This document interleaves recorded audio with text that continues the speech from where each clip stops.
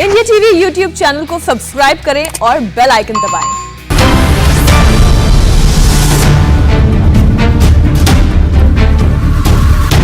नमस्कार, आप देख रहे हैं इंडिया टीवी। आपके साथ मैं हूं मीनाक्षी जोशी और इंडिया टीवी पर अब शुरू हो चुका है सबसे बड़ा इलेक्शन शो। अब की बार किसकी सरकार? नजर उत्तर प्रदेश, पंजाब और उत्तराखंड की उन बड़ी खबरों पर जिसका असर होगा 2022 के दंगल पर। तो चलिए बिना देर किए देखते हैं आज की 3 बड़ी खबरें कौन सी हैं। आज की 3 बड़ी इलेक्शन स्टोरी। सबसे पहले उत्तर प्रदेश से, जहां पर चुनाव से पहले आखिरी बार योगी मंत्रिमंडल का विस्तार होने वाला है। जी हां, इसका फैसला दिल्ली में योगी आदित्यनाथ के महामंथन में हुआ। जेपी नड्डा और अमित शाह के साथ 3.5 घंटे की मीटिंग में मंत्रिमंडल विस्तार पर बड़ी बात हुई। क्या बात हुई बताएंगे विस्तार में आपको, लेकिन उससे पहले बताएं आज की दूसरी बड़ी खबर कौन सी है। भाईजान के ध्रुवीकरण पॉलिटिक्स। जी हां, आज की दूसरी बड़ी खबर हैदराबाद के भाईजान से जुड़े हुए। उत्तर प्रदेश चुनाव में ओवैसी ने ध्रुवीकरण का कार्ड खेल दिया है। ओवैसी ने तालिबान के जुल्म की तुलना हिंदुस्तान से की। ओवैसी की तुष्टीकरण पॉलिटिक्स का ये पूरा मैप क्या है आपको बताएंगे, लेकिन उससे पहले तीसरी बड़ी खबर। कैप्टन सीएम तो क्या सिद्धू सुपर सीएम? ये हम क्यों कह रहे हैं? क्योंकि सिद्धू जब से पंजाब कांग्रेस अध्यक्ष की कमान संभाले हैं उसके बाद से वो सीएम से आगे अपने आप को साबित करने में जुटे हुए हैं। अब सिद्धू ने कैप्टन के मंत्रियों की ड्यूटी लगा दी है, बाकायदा रोस्टर बना दिया है। तो तीसरी बड़ी खबर पर भी हमारी नजर रहेगी, लेकिन सबसे पहले बात करेंगे आज की सबसे बड़ी इलेक्शन ब्रेकिंग की। उत्तर प्रदेश चुनाव से पहले योगी कैबिनेट पर बड़ी खबर आई है। अगले 15 दिन में होगा योगी मंत्रिमंडल का विस्तार। सूत्रों के हवाले से खबर हमें मिल रही है। योगी के मंत्रिमंडल में 5 से 7 मंत्री बनाए जा सकते हैं। जेपी नड्डा, अमित शाह इस बैठक में शामिल रहे और इसमें स्वतंत्र देव सिंह, सुनील बंसल भी मौजूद रहे। इसकी तस्वीर आप देख रहे हैं। योगी आदित्यनाथ नजर आ रहे हैं, गृह मंत्री अमित शाह नजर आ रहे हैं। उत्तर प्रदेश की लड़ाई इस वक्त बीजेपी के लिए सबसे जरूरी लड़ाई है और जेपी नड्डा आपको इस तस्वीर में नजर आ रहे हैं। स्वतंत्र देव सिंह भी है, लेकिन एक और चेहरा इसमें शामिल है जो कि बहुत महत्वपूर्ण है। जो सहयोगी दल है वो भी इस मीटिंग में शामिल रहा। निषाद पार्टी के अध्यक्ष भी इस मीटिंग में शामिल रहे। वो चेहरा भी हम आपके सामने रखेंगे क्योंकि 2 मीटिंग हुई है। कल जो मीटिंग हुई उसमें कौन कौन था ये आपको बताते हैं। सबसे पहले बीजेपी के राष्ट्रीय अध्यक्ष जेपी नड्डा इस मीटिंग में शामिल थे और अमित शाह, देश के गृह मंत्री, उत्तर प्रदेश के मुख्यमंत्री योगी आदित्यनाथ, यूपी बीजेपी अध्यक्ष स्वतंत्र देव सिंह और साथ ही संगठन मंत्री सुनील बंसल इस मीटिंग में शामिल रहे। और जैसे कि मैंने आपको जानकारी दी कि केवल एक मीटिंग नहीं बल्कि 2 मीटिंग्स हुई हैं, उनमें कौन रहा वो भी आपको बताते हैं। करीब 3.5 घंटे तक कल की इस मीटिंग में चर्चा हुई और ये चर्चा चुनाव से पहले आखिरी उत्तर प्रदेश कैबिनेट विस्तार की थी। जी हां, मंत्रिमंडल विस्तार की थी। योगी कैबिनेट के विस्तार पर इसमें चर्चा हुई, किन किन चेहरों को जगह दी जा सकती है। कुछ दिनों में मंत्रिमंडल का विस्तार हो सकता है और आपको जानकारी दे दें कि योगी कैबिनेट में 7 मंत्रियों के लिए जगह खाली है। विधान परिषद के 4 नामों पर सहमति बनी है। सरकार और संगठन में संतुलन बनाने पर भी इस दौरान चर्चा हुई और जातीय क्षेत्रीय संतुलन बनाने की भी रणनीति पर चर्चा हुई है। तो ये तो पहली बैठक के बारे में हमने आपको जानकारी दी। योगी कैबिनेट में होने वाले फेरबदल का समीकरण क्या है अब ये भी आपको बताते हैं। उत्तर प्रदेश में अभी मुख्यमंत्री योगी आदित्यनाथ समेत कुल 53 मंत्री हैं। इनमें अगर 23 मंत्रियों की बात की जाए तो वो कैबिनेट के मंत्री हैं, 9 को स्वतंत्र प्रभार है, 60 अधिकतम संख्या है। राज्य मंत्री की बात की जाए तो 21 राज्य मंत्री हैं और नियमों के मुताबिक 60 मंत्री बनाए जा सकते हैं। हमने आपको जानकारी दी। 23 कैबिनेट मंत्री, 9 मंत्रियों को स्वतंत्र प्रभार दिया गया है। तो जब विस्तार होगा तो अभी भी 7 चेहरों को शामिल किए जाने की गुंजाइश नजर आती है। हमारे 2 सहयोगी हमारे साथ जुड़े हुए हैं, देवेंद्र पराशर और विशाल प्रताप सिंह। हम दोनों से जानकारी ले लेते हैं। पहले देवेंद्र, आप ये बताएं कि जो मीटिंग हुई क्या उसमें कुछ नामों पर चर्चा हुई? क्या कोई नाम भी निकलकर सामने आ रहे हैं? चलिए मीनाक्षी, तकरीबन 3.5 घंटे की बैठक चली। उसमें 3-4 मुद्दे थे। पहली बात तो ये कि एमएलसी का जो राज्यपाल कोटे से मनोनयन होना है 4 नामों पे, वो चर्चा का विषय था। दूसरी चीज़ ये कि जो मंत्रिमंडल विस्तार होना है, जिसके बारे में हम बता रहे हैं कि अगस्त के आखिरी सप्ताह या सितंबर के फर्स्ट वीक में होगा, मतलब अगले 15 दिन के अंदर होगा। यह हमारे टॉप सोर्सेज बता रहे हैं, जिनमें 5 से 7 तक, जो अधिकतम 7 बन सकते हैं, तो 5 से 7 के बीच वो संख्या हो सकती है। लेकिन मंत्रिमंडल विस्तार को लेकर अभी एक बैठक और होगी, और वो बैठक लखनऊ में होगी, तो उसमें स्पेसिफिक सारे नामों पर चर्चा नहीं हुई है। तीसरी जो सबसे महत्वपूर्ण चीज़ थी वो ये कि क्या निषाद को आरक्षण दिया जाना चाहिए, निषाद को अगर आरक्षण देना है तो किस प्रावधान के तहत देना है, या जो वहाँ पे अति पिछड़ी जातियाँ उनमें से क्या किसी को दलित कैटेगरी में डालना है। ये एक जो उत्तर प्रदेश की सरकार के भीतर सुबुगाहट चल रही है, उस पर बहुत ज़्यादा और बड़ा मंथन हुआ है, और माना ये जा रहा है कि अगले कुछ दिनों में उसकी तस्वीर आप देख सकती हैं कि कैसे आरक्षण को लेके योगी सरकार एक बड़ा मास्टर स्ट्रोक खेल सकती है। और कुल मिलाकर बिहार में जो आपने एक देखा था, बिहार एनडीए ने, नीतीश कुमार ने जो एक सोशल इंजीनियरिंग का फॉर्मूला रिजर्वेशन के तहत उन्होंने किया था, दलित में भी दलित महादलित जैसी कैटेगरी बनाई थी, क्या उस तरह का कोई फॉर्मूला योगी सरकार भी अपनाती है या आने वाले कुछ दिनों में दिखेगा? लेकिन उस पर ज़बरदस्त मंथन हुआ है, और कल की बैठक में भी वो भी एक महत्वपूर्ण विषय था। मंत्रिमंडल विस्तार के नामों को लेकर अभी एक बैठक और होगी, लखनऊ में होगी वो बैठक, और उसके बाद वो नाम दिल्ली से लखनऊ में बैठक होने वाली है। बिल्कुल आपने ठीक कहा देवेंद्र। इसलिए लखनऊ से हमारे साथ संवाददाता विशाल प्रताप सिंह भी जुड़े हुए हैं, हम उनसे जानकारी ले लेते हैं। लखनऊ में क्या सुगबुगाहट है विशाल, किन किन चेहरों को तवज्जो दी जा सकती है, और क्या निषाद पार्टी को भी इसमें तवज्जो दी जाएगी जो मंत्रिमंडल विस्तार होगा? देखिए मीनाक्षी, जैसा कि हमारे वरिष्ठ सहयोगी देवेंद्र बता रहे थे कि जो आखिरी बैठक होगी वो लखनऊ में होगी, और लखनऊ में जब बैठक होगी उस बैठक में ये साफ हो जाएगा कि आखिर मंत्रिमंडल में अगर 5 से 7 चेहरों को शामिल किया जाना है, जिसमें मैक्सिमम बर्थ 7 दी जा सकती है, चूंकि 53 अभी स्टैट्स है, और 60 मैक्सिमम मंत्रियों को आप बना सकते हैं। तो निश्चित तौर पर जो बैठक हुई है वो बेहद महत्वपूर्ण है, और लखनऊ में बैठक जब होगी जिसमें पार्टी के शीर्ष नेतृत्व भी शामिल होंगे, और साथ ही मुख्यमंत्री योगी आदित्यनाथ भी शामिल होंगे, उसके बाद जो स्पेसिफिक नाम है वो निकल के सामने आएंगे कि मंत्रिमंडल में किसको शामिल किया जाएगा।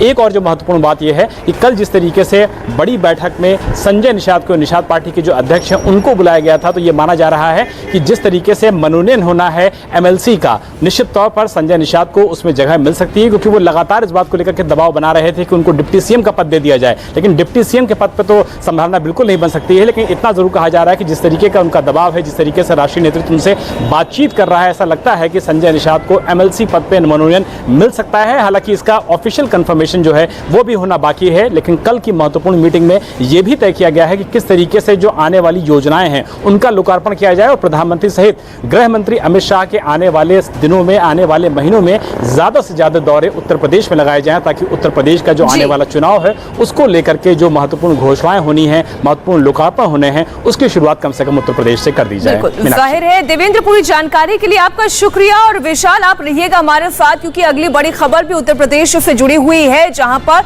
असदुद्दीन ओवैसी की पॉलिटिक्स, ध्रुवीकरण की पॉलिटिक्स नजर आ रही है। लेकिन उससे पहले आपको बता दें, निषाद पार्टी के संजय निषाद की अमित शाह से मुलाकात हुई है। संजय निषाद के साथ मीटिंग में जेपी नड्डा, योगी आदित्यनाथ भी मौजूद थे।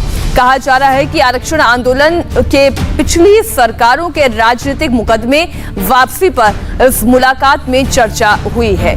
तो आप ये तस्वीर देख रहे हैं, आखिर निषाद पार्टी बीजेपी पर दबाव क्यों बना रही है, यह समझना भी आप दर्शकों के लिए बहुत जरूरी है। इसके पीछे एक समाज का 7% वोट बैंक है। निषाद वोटर्स यूपी की 135 सीटों पर अपना प्रभाव डालते हैं। आप ये देखिए, 135 सीटों पर निषाद पार्टी का सीधा सीधा प्रभाव है। ऐसे में क्यों निषाद पार्टी बीजेपी के लिए महत्वपूर्ण हो जाती है, आप वो समझिए। 7% वोट बैंक निषाद जाति से आता है।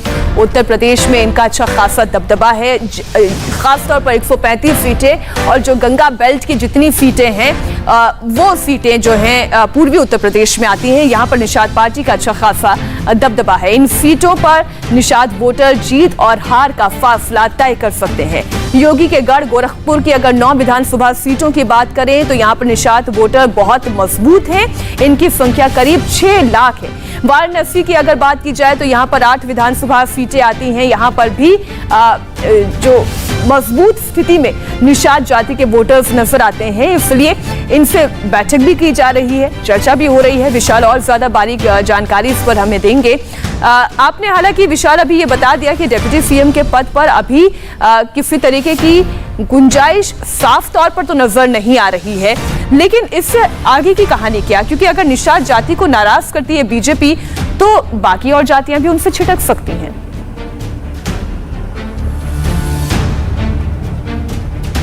देखिए मीनाक्षी, आपने बहुत महत्वपूर्ण बात कही है कि जिस तरीके से निषाद पार्टी के अध्यक्ष संजय निषाद की कल मुलाकात हुई है और उनके जो अपनी मांगे हैं, जिसमें उन्होंने आंदोलन में जो मुकदमे दर्ज हुए थे उनको खत्म करने की बात कही है। साथ ही निषाद पार्टी में जो उस तरीके से वो आरक्षण की मांग कर रहे हैं, आरक्षण में शामिल किए जाने की मांग कही है। ऐसे में जो महत्वपूर्ण बात ये हो जाती है कि अगर निषाद पार्टी की मांगों को माना जाता है तो निश्चित तौर पर जो दूसरी जातियाँ हैं उनकी भी डिमांड्स आएंगी, या ऐसे समय में दूसरी जातियों के भी जो नेता हैं वो अपनी डिमांड्स को रखेंगे और ना पूरी होने पर निश्चित तौर पर वो बीजेपी से एक दूरी बना सकते हैं। इन सारे कैलकुलेशंस को ध्यान में रखते हुए ही कल भारतीय जनता पार्टी के शीर्ष नेतृत्व ने संजय निषाद के साथ मुलाकात की है और ये तय किया है कि आने वाले दिनों में किस तरीके से स्ट्रैटेजी आगे लेके चलनी है, क्योंकि 135 से 140 ऐसी सीटें हैं जो कि गंगा पार इलाके हैं, जिसमें कि अगर प्रयागराज की बात कर लिया जाए, वाराणसी की बात कर लिया जाए, गोरखपुर की बात कर लिया जाए, संत कबीर नगर की बात कर लिया जाए, ये वो ऐसे इलाके हैं जहां पर निषादों वोटर्स की संख्या जो है वो ठीक ठाक संख्या में है और ये जीत और हार का जो फासला होता है उसको भी निश्चित तौर पर तय करते हैं।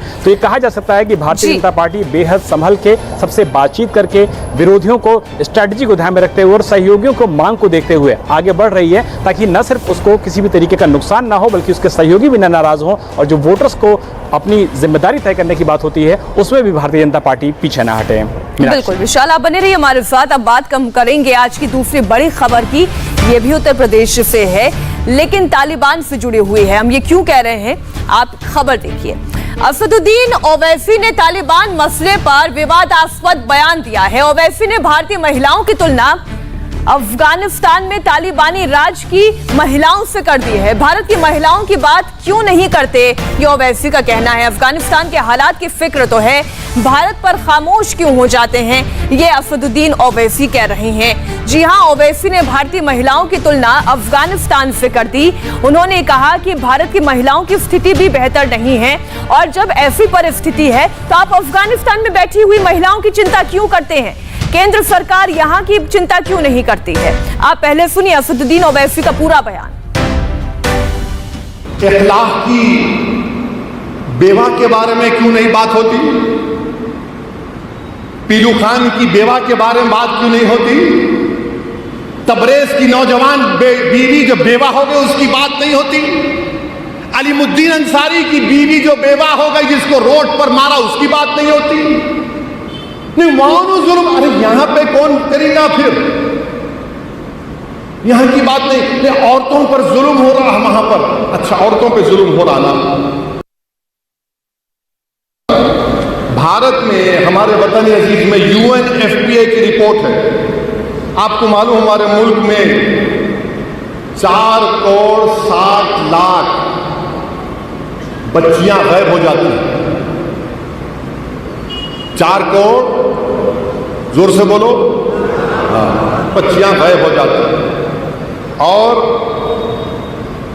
9 में से 1 फीमेल बच्ची 5 साल की उम्र होने से पहले मर जाती है। इनको कहां की फिक्र है? वहां की फिक्र है इनको, वहां की फिक्र है इनको। अरे यहां नहीं हो रहा। हरदोई में एक शख्स सरे रोड पर बीवी को मार मार कर खत्ल कर दिया। कितने महिलाओं का रेप होता खवातीन का भारत में, उसकी बात नहीं। वहां कहीं क्यों हो रहा? वहां पे बड़ी मोहब्बत हो गई आपको। जब असदुद्दीन ओवैसी अखलाक की बात करते हैं, पीलू खान की बात करते हैं, तो वो हिंसा में मारे गए अंकित का नाम भूल जाते हैं, उसके परिवार को भूल जाते हैं। और इसलिए हम ये पूछते हैं कि ये सेलेक्टिव पॉलिटिक्स नहीं है तो और क्या है, ये ध्रुवीकरण की राजनीति नहीं है तो और क्या है। हम रुकेंगे एक छोटे से ब्रेक के लिए और ब्रेक के बाद आपको बताएंगे पंजाब में कैप्टन के मंत्रियों को सिद्धू ने क्या ऑर्डर दिया। देखिए पूरी खबर एक ब्रेक के बाद।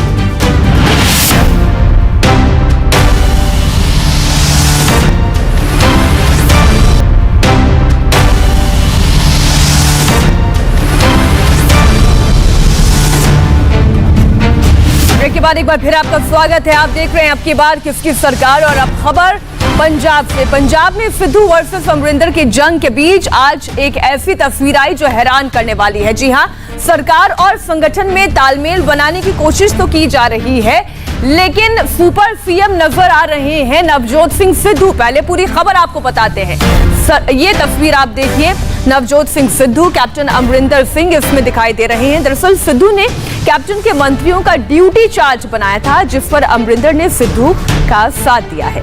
अमरिंदर ने सरकार और संगठन में तालमेल के लिए 10 सदस्यों की कमेटी बनाने पर अपनी ओर से सहमति दे दी है, जिसकी एक तस्वीर हम आपके सामने रख रहे हैं। नवजोत सिंह सिद्धू और कैप्टन अमरिंदर सिंह इस तस्वीर में नजर आ रहे हैं। कहने को मुख्यमंत्री अमरिंदर सिंह हैं, लेकिन उनके मंत्रियों की ड्यूटी लगा रहे हैं नवजोत सिंह सिद्धू। बाकायदा पूरा एक रोस्टर तैयार किया गया है और इन मंत्रियों को जिम्मेदारी दी गई है, और ये मीटिंग इसलिए कि सरकार और संगठन में तालमेल बनाया जा सके। और फिलहाल इसी खबर के साथ हम रुक रहे हैं छोटे से ब्रेक के लिए। ब्रेक के बाद आपको सुनाएंगे कैसे पीएम मोदी ने आतंक के समर्थकों को दिया है करारा जवाब।